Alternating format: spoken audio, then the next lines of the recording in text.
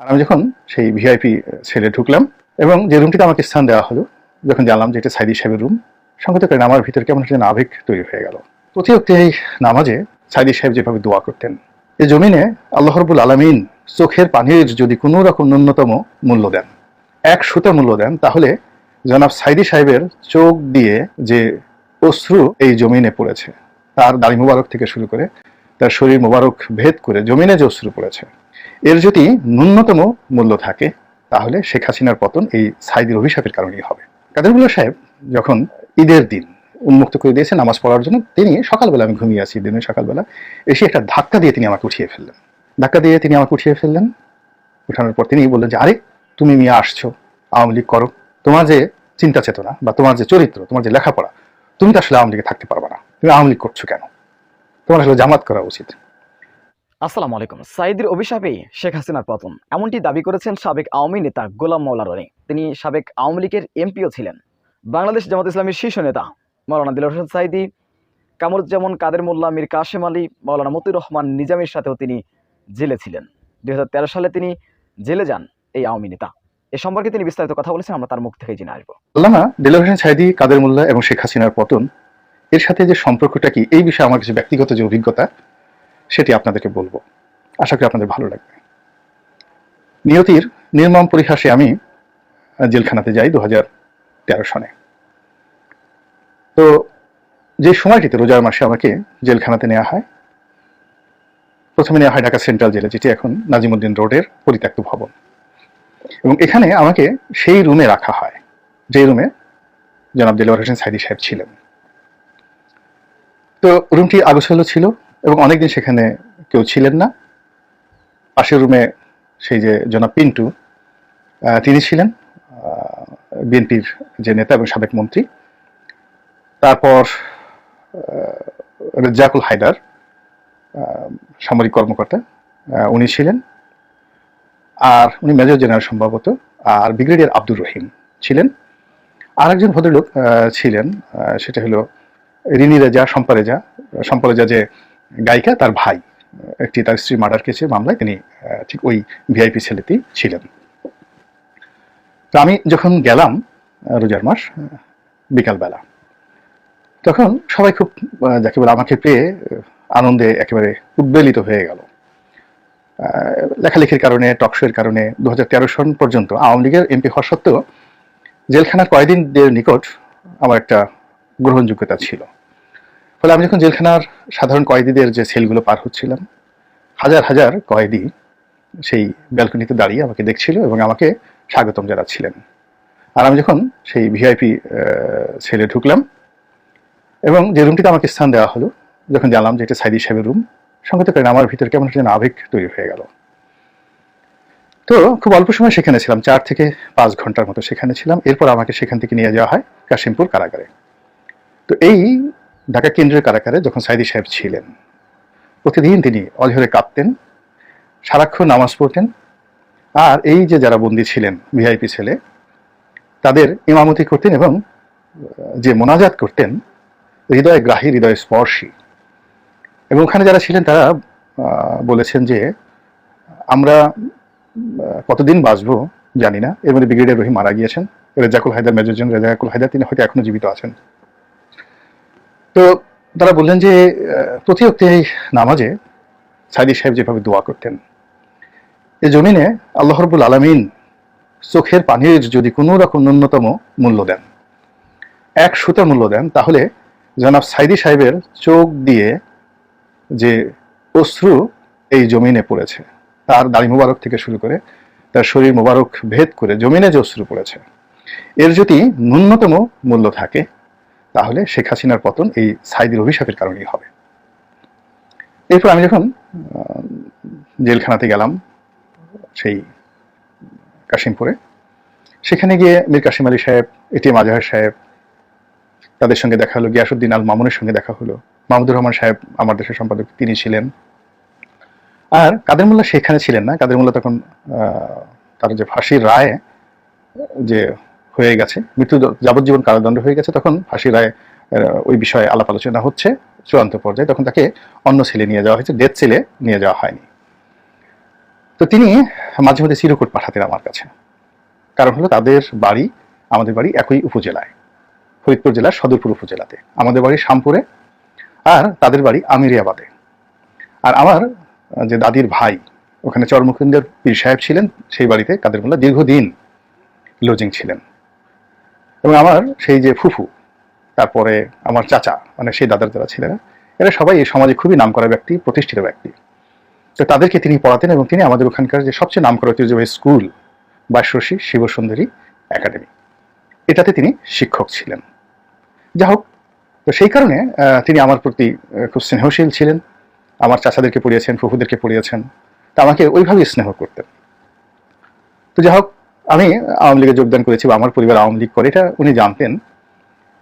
তারপরেও স্নেহের কারণে দলমত নির্বিশেষে তিনি সবসময় আমাকে ভালোবাসতেন। এমনকি আমি যখন বিশ্ববিদ্যালয়ে পড়তাম এবং যখন আমি চাকরি করতাম, বিভিন্ন বিষয়ে আমি কাদের মোল্লা সাহেবের কাছে গিয়েছি, তিনি কখনোই রাজনীতির কথা বলেননি। তিনি জানতেন যে আমি ছাত্রলীগ করি, আমার পরিবার আওয়ামী লীগ করে।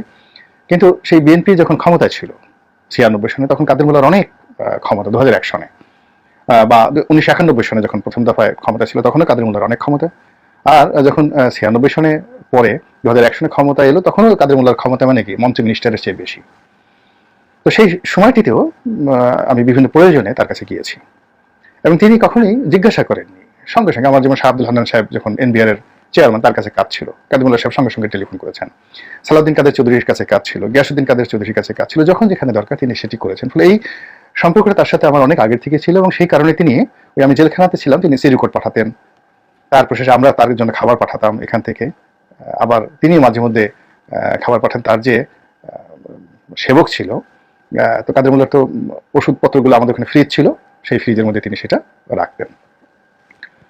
তো কাদের মোল্লা সাহেব যখন ঈদের দিন উন্মুক্ত করে দিয়েছে নামাজ পড়ার জন্য, তিনি সকালবেলা, আমি ঘুমিয়ে আছি দিনের সকালবেলা, এসে একটা ধাক্কা দিয়ে তিনি আমাকে উঠিয়ে